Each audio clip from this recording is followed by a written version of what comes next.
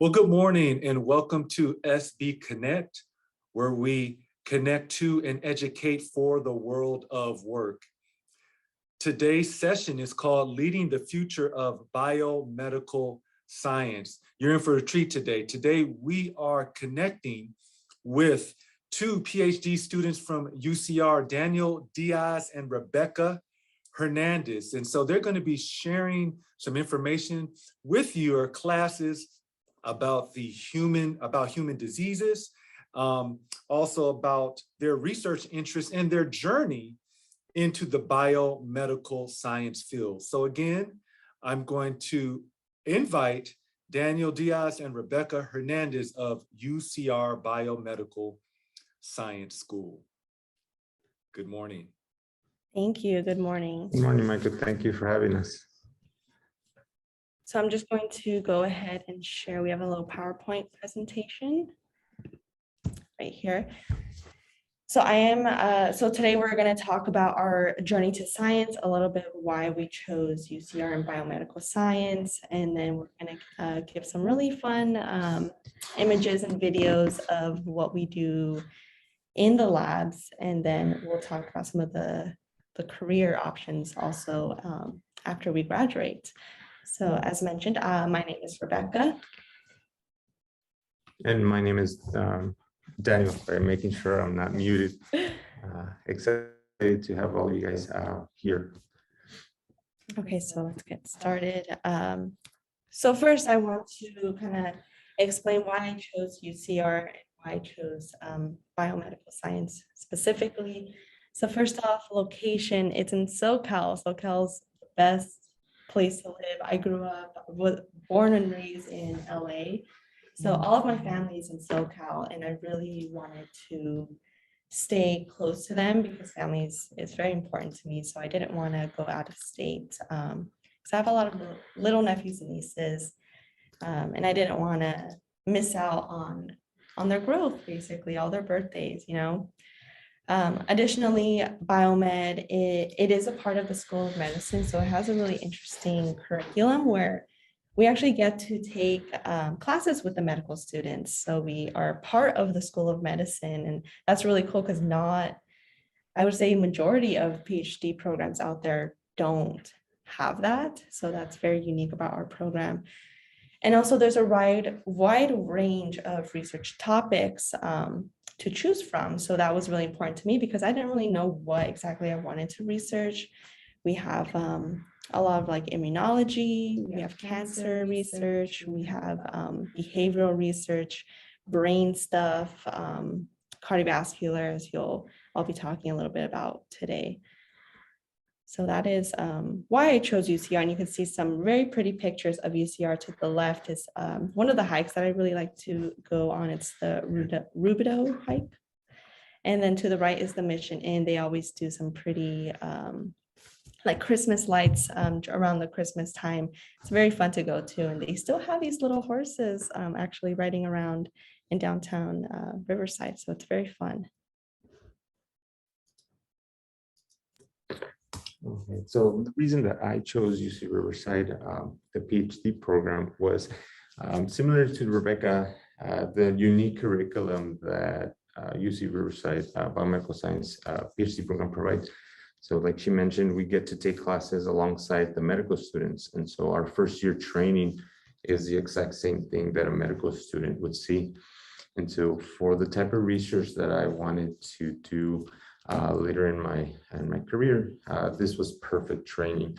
It helps you understand the different the systems, and it allows you to have a better sense of a better understanding of the way that doctors look at diseases. And so its training is perfect to better understand those types of diseases. In addition, location was also important to me.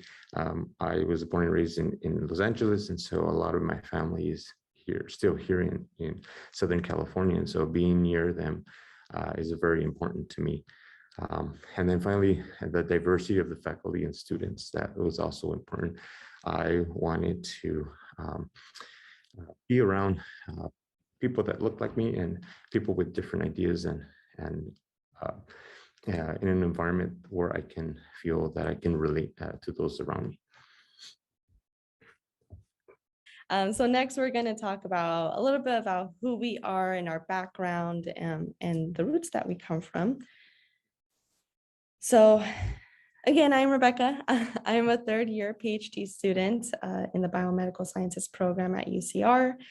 My research interest is studying the role of inflammation on the development of plaques in the arteries. I received my undergraduate training and my bachelor's at Mount St. Mary's University, and I got my degree in biology.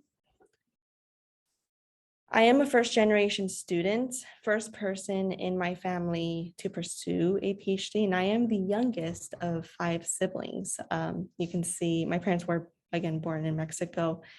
These are just some pictures of my family members. This is actually my eldest sister. The eldest sister. We have about an 18-year age gap, but we are very close. These are my 2 nieces and then 2 of my nephews. So these are 4 out of the 6 nephews and nieces that I have. So again, family is very important to me. And then as for myself, I'm a second-year biomedical science student, so I've already completed the first year, the medical school curriculum. And so now I'm starting in the laboratory where I'm going to focus on the type of research, on the research that I'm going to conduct in order to complete my PhD. I'm a son of immigrant parents. Both my parents immigrated from Mexico in pursuit of a better life. So they came to help to the United States to help provide for their family member, for my uncles back in Mexico, and they met here and had 4 children. And so I'm the second oldest of 4. I'm a first-generation college student, and so that played a huge role in my path. It influenced what I experienced, what I did, and ultimately where I'm at. And so I'm very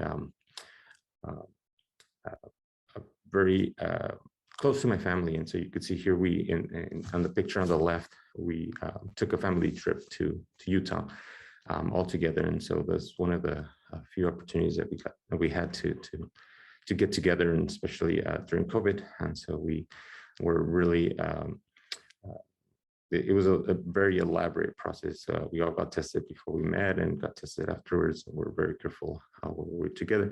But it was a very amazing experience to be able to be all together. And so these, I point that out because my family is a huge drive for me. This is a big reason why I do what I do. And I strive to be a good son and father and citizen and represent my family and my culture well.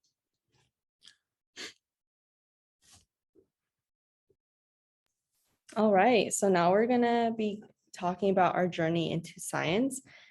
I'm going to start off first by talking about my high school journey. So I did graduate high school in 2013. I went to a Catholic school in LA. It's called Chaminade.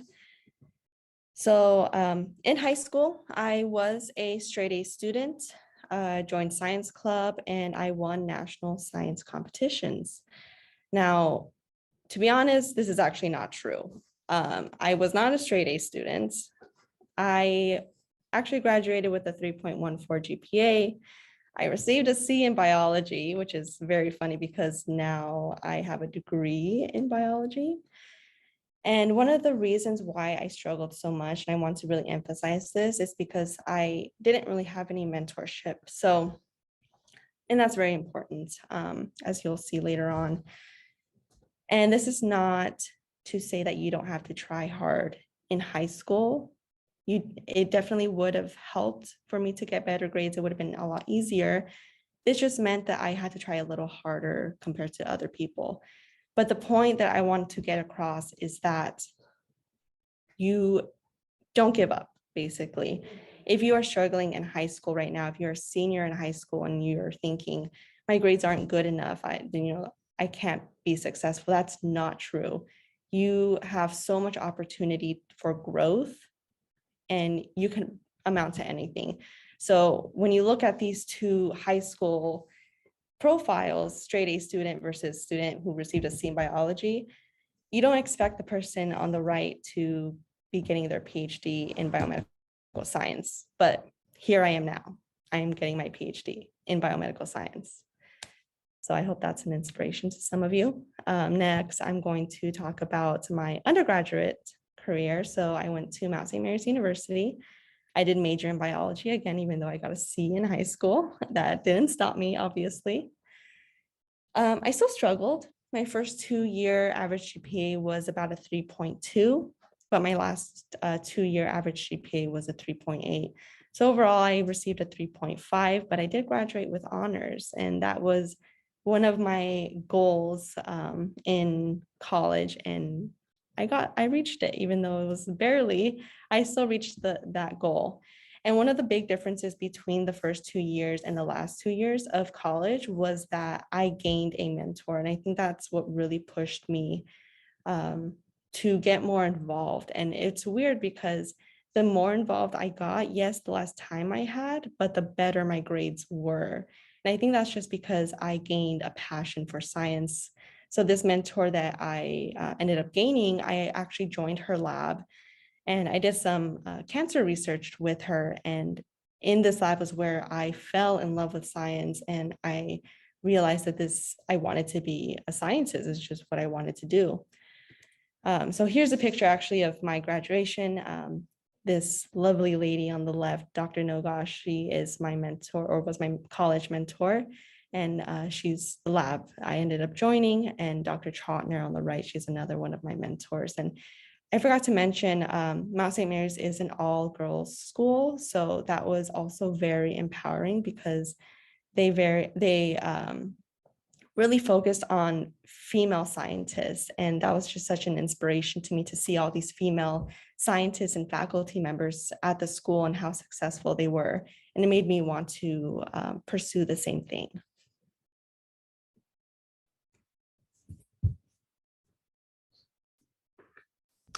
So in terms of my career path and what's led me to this point now, it's been a long path, but it's been a good one. I've learned so many things along the way, and I've learned about myself, and I've learned what type of science I liked. I've learned that I wanted to pursue research, and so it's not been a bad thing. And so as Rebecca mentioned, sometimes it doesn't work out the way you think it should, and it might not look like it might not look as pretty grade-wise or path-wise, but it doesn't necessarily mean that it's not still possible. And so for myself, I graduated from high school and I had good grades in high school. I thought I did well in high school. And so I thought that when I start my undergraduate degree at UC Riverside, I would do well. And unfortunately, that was not the case. I struggled my first two years at UCR. It was a very new experience for me. I had never lived on my own. I had never had to worry about my own schedule. I lived at the dorms while I was, as I mentioned, I grew up in LA. So when I started at UCR, I moved into the dorms and had to manage all the responsibilities that I wasn't used to before. It was nice at first because, well, nobody to tell you when to go to sleep or what to do. And then you didn't have classes all day. You would have a class in the morning and maybe one in the afternoon, or maybe you would only have classes on Mondays, Wednesdays, and Fridays. So Tuesdays and Thursdays meant you could party all day. And or at least that's what I thought. And unfortunately, I paid the price for that. But the main reason that I struggled was because I didn't have any guidance. Similarly, as Rebecca mentioned, I didn't have any mentors. I didn't have anybody to really explain to me what college was about. I'm a first generation student. I had never, I didn't have any siblings or cousins or parents or uncles or aunts, anybody that could explain to me what college was going to be like. And so for me, that was a really eye-opening experience. And so like I mentioned, I struggled the first 2 years, but fortunately along the way, I met some really good people. I gained a mentor similarly to Rebecca, and this particular person allowed me to work in their lab. I needed research experience for my biology degree, and he was really nice to let me work in his lab, even though I didn't have the best grades. And that to me was a very crucial moment because I gained self-confidence, I gained experience, and I started believing in myself, and that made the difference. I started getting very good grades. I started doing well. I started enjoying what I was doing, and so I also learned that research was something that I had a passion for and that I wanted to continue doing. And so at the end, once I graduated from UC Riverside, I knew that I wanted to do research, but as I mentioned, my grades were not that great. And so one of the options was to pursue a master's degree in order to better my portfolio for applying to PhD programs. And so I started a master's program at Cal State Fullerton in biological science. While I was at UCR, I did fertilization research. And so this particular professor at Cal State Fullerton also did fertilization research. So it worked perfectly that I would transition from UCR, that particular lab, into a lab at Cal State Fullerton that did similar research. And that was a really great experience. I really loved Cal State Fullerton, the faculty, the student body, everything was a great environment, and did well in school. And at one point, I even was teaching, actually during the majority of the time while I was at Cal State Fullerton, I taught undergraduate laboratory classes. And so that also taught me that teaching was something that I really enjoyed doing. So as I mentioned at the beginning, all my experiences, it was a long path, but all of these experiences have taught me something along the way. And so it's been a good journey. Once I finished my master's at Cal State Fullerton, I started a PhD program at USC in biological and biomedical sciences. Unfortunately, after 2 years of that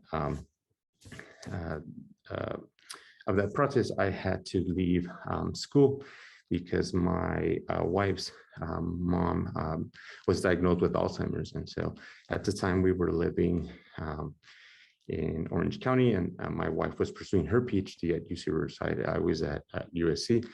And so she wanted to move back to Riverside to be close to her mom while she was still okay. And so commuting from Riverside all the way to LA became a real struggle. And so we decided that I would take a leave of absence. She would complete her PhD. And then once she was done, then I would go back to school. During that time, I got a job at Chuck Children's Hospital, where I was conducting or creating diagnostic tools for rare hematological diseases. It was basic science as well as clinical and translational research. And so during that experience, I realized how much I really enjoyed the translational aspect of research and dealing with patients directly and trying to resolve some of their issues that they were having. And that, to me, was very rewarding and really opened up my eyes to that type of research. And so what was supposed to be a short stay at Chalk ended up being much longer than I had thought. But I had always had that, I had always wanted to go back to school. So I knew that eventually I would go back to school. I just didn't know when. And so now, fortunately, I have the opportunity to do so. And so that's why one of the reasons that I chose UCR was because of its the program Biomedical Science being directly connected to the School of Medicine, and that unique curriculum. That first year, I feel is perfect for training in what I want to continue doing as a researcher. And so that that's my path to where I'm at today.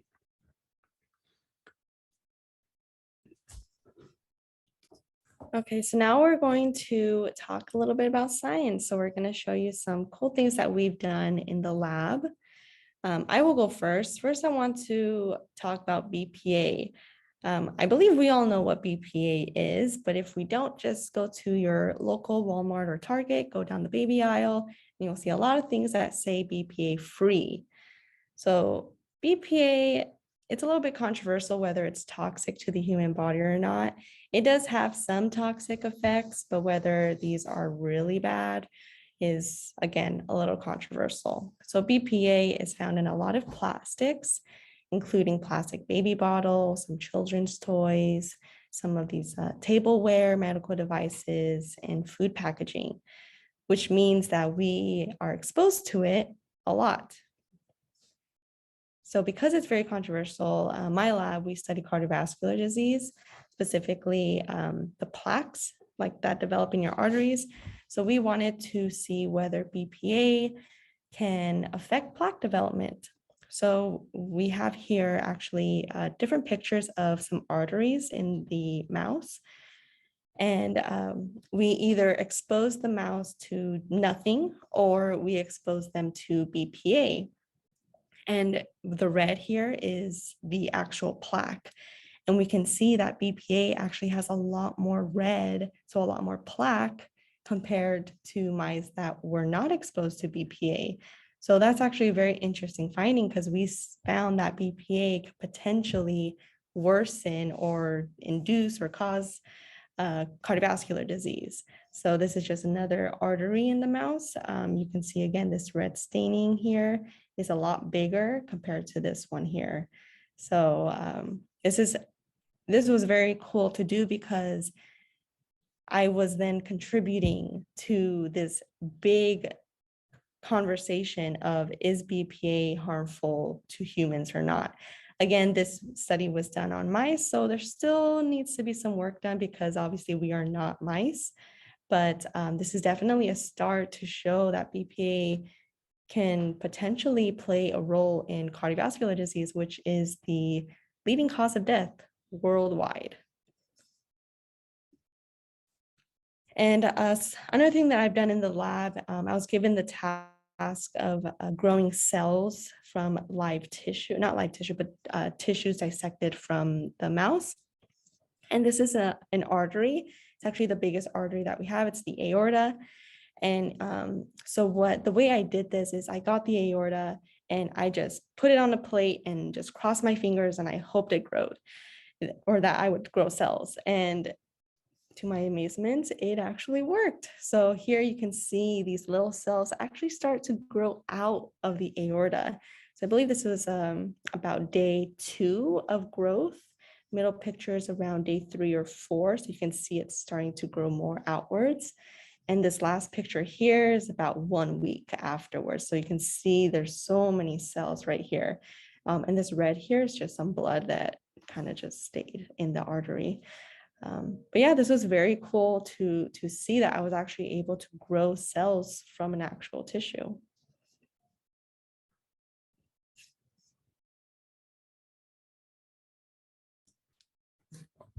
And I'll talk briefly about some studies that I conducted while I was at Chalk and then some others. And one of the reasons why I really enjoyed working there. And so a lot of sometimes babies are born with congenital deformations. And so 2 examples of the deformations would be atresia and fistula. And so atresia is just when there's a disconnect between 2 tissues, and fistula is when there's a hole within that particular tissue. And so the problem that physicians, surgeons see is that depending on the disconnect, they have to reconnect these 2 structures back together. But if there isn't enough tissue, then you have to stretch the tissue. And so as the baby gets bigger, a lot of times this tissue might tear. And so one of the projects that I was on was to try to use umbilical cord as a source of this tissue to reconstruct these structures that are either disconnected and and find a way to preserve it. So a lot of times the baby's born, the umbilical cord is discarded. And so what we thought was we could take this umbilical cord, freeze it down, and then if in the future these babies are found to have any kind of issues then that require tissue, then we can use this tissue to create new structures. And so here you see me perfusing, and which just means inserting a special cryopreservant into the tissue so that we can freeze it down. In addition to what we do is we also collect stem cells from this umbilical cord. So the image to the right just shows tissue that has been dissected out so that the stem cells can swim out or flow out of that particular tissue. And so this last image at the bottom shows after we've cryopreserved tissue, we thaw it back, and we're practicing to see if we can create these round tubes or tissue. We'll want to see if we can suture the tissue and it holds stitches, as well as to see if we could reconstruct some of these tissues that are missing. One of the to address the issue of the fistula, one of the things that we also did was we would collect blood and separate the blood components. And so in this tube here, you see the red cells at the bottom, plasma and platelets at the top. And so we're using platelets to create plugs that we can fill these cavities with, and because of the properties of the platelets, then you don't get any infections, and as well as it promotes healing. And so here, the needle here you see is a what we're calling a gel of platelets. And so we've solidified or gelled that all those platelets, so went from liquid to solid. And then the image next to it is me in the OR, where we then apply it to the patient. I've included this short video to show how those platelets gel, and so I'll just walk you through it. What I'm doing now is I'm collecting a specific agonist, so it's a protein that's found within our body itself.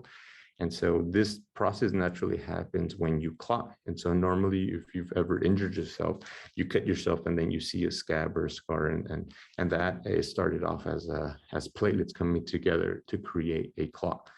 Here we don't have any red cells, so that's why you don't see the color, but all you have is a concentrated pool of platelets. As you can tell, the agonist then comes into contact with the platelets. And so one thing that I want you to take note of is that using our knowledge of platelets, using our knowledge of science and the different components that create a clot, I was able to time it by using specific concentrations for the gel to happen exactly at 25 seconds. So if you see at the timer, exactly at 25 seconds, you're going to get a gel. So you see how it's solidified there? So that we use to fill in the cavities of these wounds that these babies have in order to promote that healing. And so usually it's done in places where you have constant infections. And so you can't just close up that wound because it will get infected. But if you fill it in with the baby's own natural blood, then you can force the body to heal itself. And so I thought that these were really interesting studies and very rewarding, and one reason why I would like to continue doing this type of research. Okay, so now we're going to talk very briefly, I know we're a little short on time, about some careers in science. So as Daniel mentioned, as first generation students, we are a little lost in the process. So I had no idea that there's so many things that I could have done or I could do with my PhD degree. And these are just some of the things. So I don't need to necessarily go into science and work in the lab my whole life. There's also positions where I can be a professor and I can teach, which is another passion of mine, actually. I can go into publishing, work for journals, be an editor of journals to help get papers in science published. I can go into policy making. There's a lot of government jobs for science. I could go into biotech or industry, and this is very relevant in today's age that we have all these vaccines being developed, especially with COVID. So that's one of the things I can also go into. also consulting because I will become an expert in my field. People will want to come to me for advice. So that's something that I could do also. I can go into journalism, and there are many, many other options besides these. And one thing you might be asking is, well, can you make a living in science? And so the answer is yes. It's going to depend on where in science you end up and to what level of responsibility and leadership you want to take. But you can make a very good living doing something that you love. And I think the best part of it is feeling very rewarded by what you're doing. I feel very good at about what I do. I feel that what I do is important, and so it motivates me to continue doing what I'm doing. And so on top of that, a nice salary is not a bad thing to get. Okay, so that is the end of our presentation. Thank you all so much. If any of you have any questions, we are very happy to answer them. Yes, thank you guys for your attention. So at this time, any classes that have questions, go ahead and unmute yourself or put your question in the chat box and we'll share it with Daniel and Rebecca. And while we're waiting for classes to generate questions, I have a question. Rebecca, what kept you focused before you got a mentor? That is a very good question. I would say it's just in my personality to just not give up, honestly. I saw when I went into college, again, Mount St. Mary's was an all-girls school, and I was surrounded by all these female scientists, and they were so smart, and I wanted to be like them. So that just seeing how they were and how smart they were, and a lot of these were also Hispanic students, I wanted to be like them. I thought if they can do it, I could do it. So that's just what pushed me. And I knew that I can do it. It was hard. I'm not going to lie. It was very hard to get to where I'm at now because I didn't have that mentorship. And I was so lost. I didn't know what to do. I didn't know that I was supposed to join these clubs to get experience. I had no idea, but I followed their path. You know, I had so many good role models in college. One of my old college roommate, actually, we both got biology degrees and we're in the same year. And I saw her joining all these clubs and getting really involved. And I was like, you know what, that's pretty cool. I'm gonna try it out. And I did, and it ended up being the best thing for me.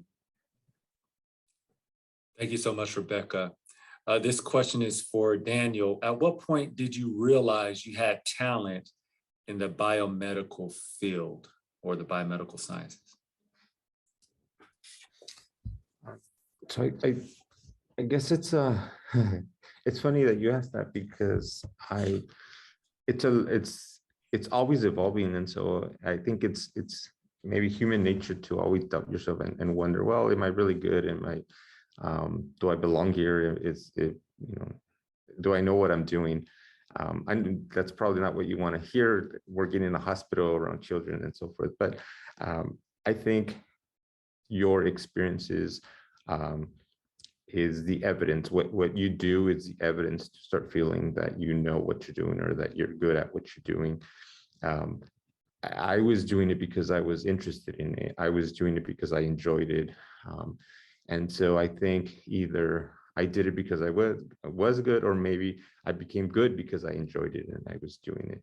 And so I think the reason I phrase it that way, and the reason I say that is because I think it's not always that clear. You don't always feel like you're the best at something or an expert in something. I think it happens along the way, and those around you, and obviously if I wasn't good, then I wouldn't be allowed to do what I was doing. If I made mistakes, then I think it'd be very clear. So I'm obviously qualified and capable of doing those things. But in terms of saying it out loud, oh yeah, I'm really good at that, it's sometimes it's not easy to say. And so if you don't feel that you're the best at something, it doesn't that you're not. It's, I think, human nature to maybe doubt, which is a good thing, because a little bit of doubt is always good, because it makes you strive for better. It makes you work harder and be the best that you can do, because you realize that that's important. And so when along the way, I guess my answer is along the way, I've felt I could do things and have gotten better at doing many different things. And I've always been open-minded and willing to do new things. And I think that also helps, not to have experiences and to take advantage of opportunities.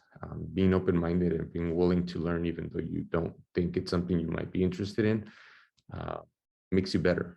Even if you don't do that for the rest of your life, it's an experience that'll make you better in something else. Thank you, Daniel. And this question will be for both of you to answer, and it'll be our last question. So can you tell us, what are your plans after you graduate with your PhD? So I am still figuring that out. I think initially I came in and I did want to go into academia because I do love teaching and mentoring, and I want to be involved in mentoring other students like myself when I was in high school and college, first generation students who don't really know what they're doing and are lost and just need some guidance. So that's definitely a passion of mine, to mentor and to teach also. But again, as I mentioned in the little career paths part of the presentation, there's so many options. And like I said, I didn't know there are that many options. So I'm definitely keeping my mind open, but mentoring and teaching is definitely something that I have a passion for. And as for me, I really loved working in the hospital. If I had it my way, then I would love to go back and work in that setting, as a director of a laboratory, working with physicians. I feel like it was great being around those type of people. It was great figuring problems out as a team. And it was very rewarding when we did come up with solutions and treatment for these patients, and seeing how their lives change. I think that was a very unique experience, a very privileged experience that not too many people have the opportunity to experience. And so it's something that I wouldn't mind doing. But I'm open-minded, and like Rebecca said, I enjoy teaching, and so even if I did it in that capacity, somehow motivating and teaching the next generation, I think those would all be great things to do in the future. Well, thank you, Daniel and Rebecca. You two are definitely well on your way to being leaders in the future of biomedical sciences. Thank you for your participation in today's SB Connect Industry Chat. We also want to thank all the schools across the Inland Empire who have joined today. You can catch us on our next SB Connect session at sbcalliance.org. Thank you so much. This concludes our presentation today. We look forward to seeing you again. Have a wonderful evening. Thank you. Thank you so much. Thank you for having us.